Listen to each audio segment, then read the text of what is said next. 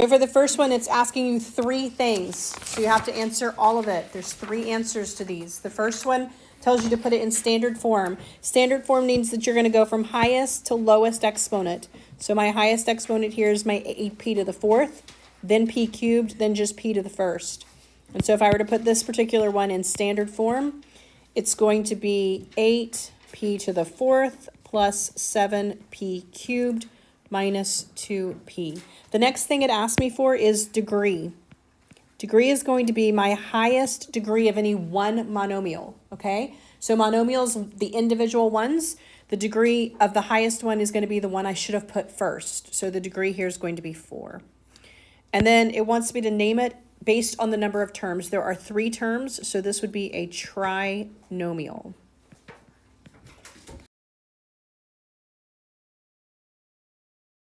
The next section is addition and subtraction. So for these, whether you line them up vertically or whether you add them, you must combine only terms that are alike. And your final answer needs to be in standard form here. So I am going to look at my first term, 3n to the 4th, and then I am going to look over here in the second group and see if I have a like term. Do I have a like term to 3n to the 4th? Is there any other n to the 4th in any of these? No.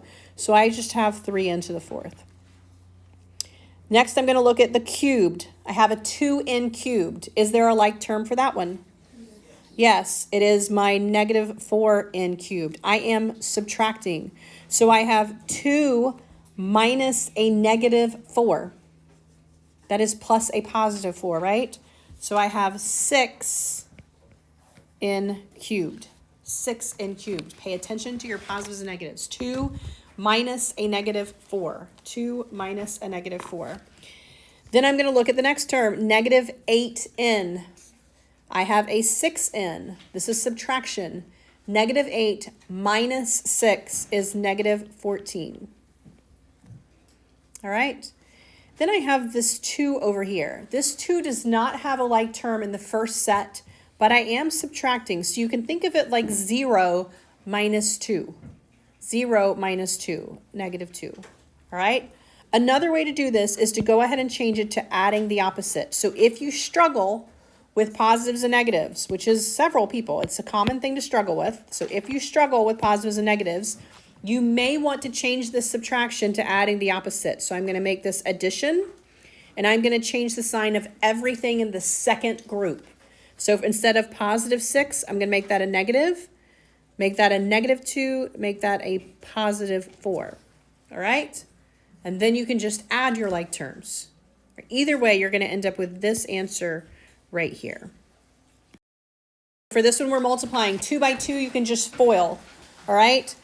So for foiling, I'm going to take this first terms, 7x and 8x. That's going to give me 56x squared. I multiplied an x by an x. Outer terms. That's going to be 7x and negative 1. 7x and negative 1. That's going to be negative 7x. Inner terms. That's 5 times 8x. 5 times 8x will give me a positive 40x. And then my last terms would be 5 times negative 1, which would be negative 5. I also want this in standard form, which means I need to combine all of my like terms. 56x squared does not have a like term, so it just stays 56x squared. Negative 7x and positive 40x are like terms. That becomes positive 33x. Negative 5 does not have a like term, so that stays negative 5.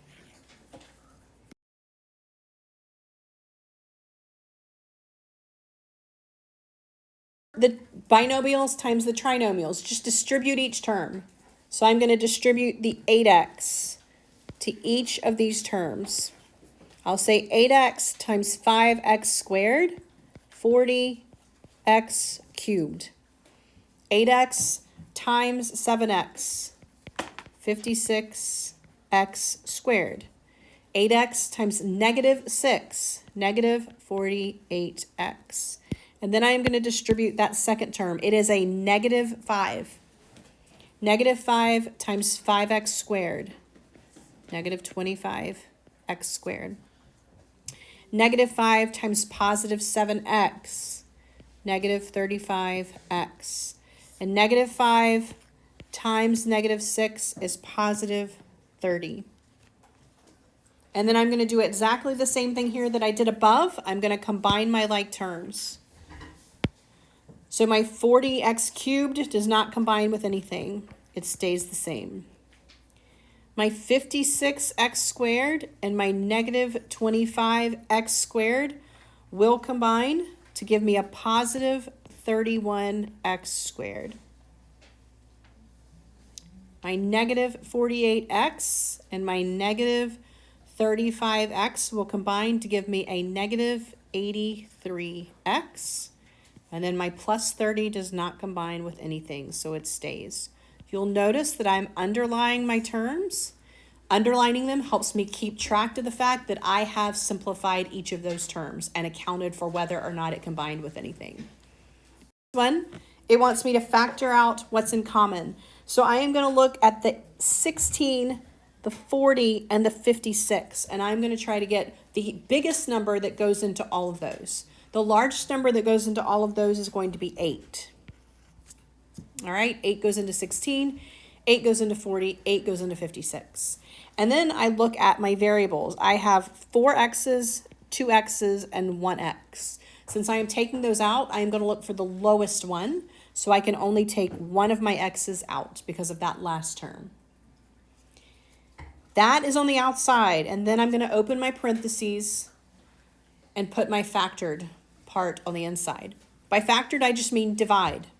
So I'm going to divide 16 by that 8, which gives me a 2. And then I'm going to take the x to the 4th, and I am dividing it by 1x, which leaves 3 x's. Negative 40 divided by 8 is negative 5. I had 2 x's. I removed 1. I have 1x. Negative 56 divided by 8 is negative 7. I only had 1x. I took it out. I don't have any more x's. This is my answer.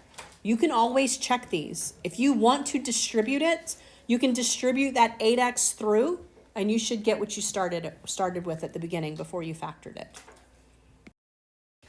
All right, so we have 2 types of special cases. The first type is the square of a perfect square trinomial, right? Perfect square. That means it is a group that I am squaring. That's like 25, 27, 29, 30. Those are all perfect squares. When I do this one, I take my first term and I square it. Then I'm going to multiply 2 by both of my terms, 7v and 2. So 2 times my first and last term there. And then I'm going to add to it my last term squared. And then I just want to simplify it. When I square this, I square everything inside. The 7 when I square it is 49, and then my variable is just v squared. For that middle term, 2 times 7 times 2, that is 28, and I have 1v. And then the last one is just 4, 2 squared. So if I were to FOIL that out, that's what I would get there. My second special case looks like 26. They're the exact same terms, but it's plus minus, all right? This one's a little bit shorter.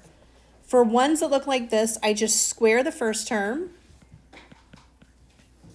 always subtract, and then I square the second term, all right? And so when I simplify this, I square what's inside. The 3 squared is 9, and I have my x squared, always subtraction, and then my 5 squared is 25. So for this last section, you are looking for the basically multiple of 10 that it's closest to, all right? So in this case, 98 is closest to 100. It will be easier to do 100 than to do 90 here, all right? And so I'm going to rewrite the 98 as 100 minus 2. And then I am going to use the same method that I used up here on number 25. Same method. I'm going to take my first term and I am going to square it. And then I'm going to multiply 2 times my first term times my second term. Okay?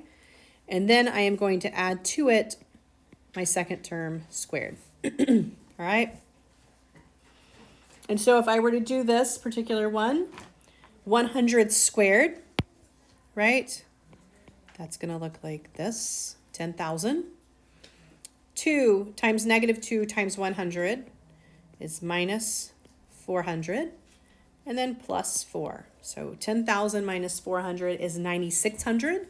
Plus 4 is 9,604.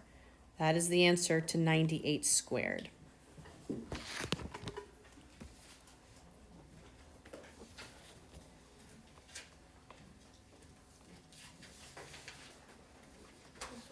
Yes. Could we just do